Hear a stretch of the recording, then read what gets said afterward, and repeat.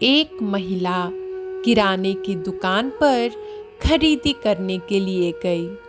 साथ में छोटा बच्चा भी था।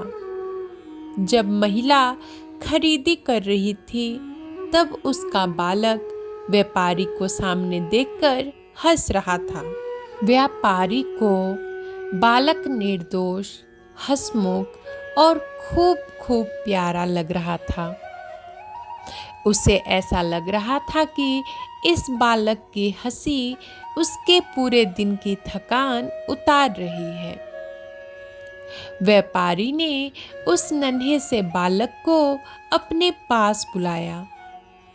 बालक जैसे ही व्यापारी के पास आया, उसने नौकर से चॉकलेट का डब्बा मंगवाया। उसने डब्बा खोलकर उसे बालक की ओर आगे किया और बोला, बेटा, तुझे जितनी चॉकलेट चाहिए तू उतनी इस डिब्बे में से ले ले। बालक ने उसमें से चॉकलेट लेने से मना कर दिया। व्यापारी बालक को बार बार चॉकलेट लेने को बोलता रहा और बालक ना ना करता रहा। बालक की माता दूर खड़ी यह पूरा घटनाक्रम देख रही थी। थोड़ी देर के बाद व्यापारी ने खुद डब्बे में से हाथ डालकर मुट्ठी भर चॉकलेट बालक को दी।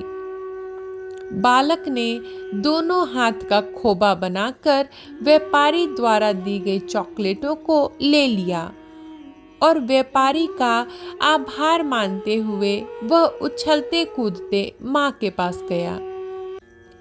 दुकान में से खरीदारी करने के बाद माँ ने बालक से पूछा, बेटा, तुझे वह अंकल चॉकलेट लेने को बोल रहे थे, तो भी तू चॉकलेट क्यों नहीं ले रहा था?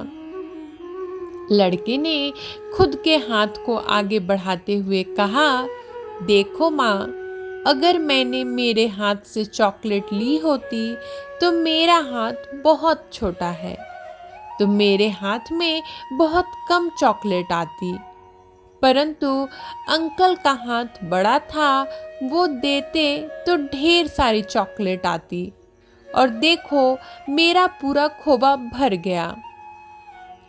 हमारे हाथ से ऊपर वाले का हाथ बहुत बड़े हैं और उनका दिल भी बहुत बड़ा है, इसलिए उनसे मांगने के बजाय वो हमें क्या देने वाले हैं वह उन पर ही छोड़ दीजिए।